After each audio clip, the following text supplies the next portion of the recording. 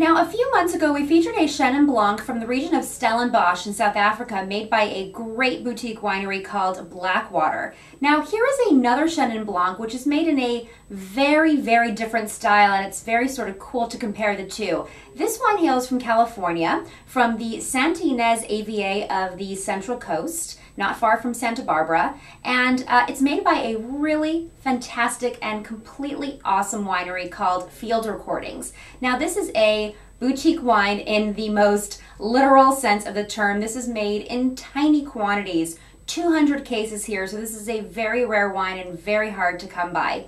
What I love about this example is that it's unfined and unfiltered, so you get this beautiful textural situation going on in your mouth.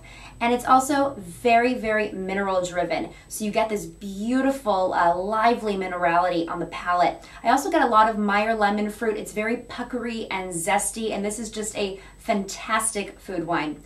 I'm Etty from the Plonk Wine Club. Cheers.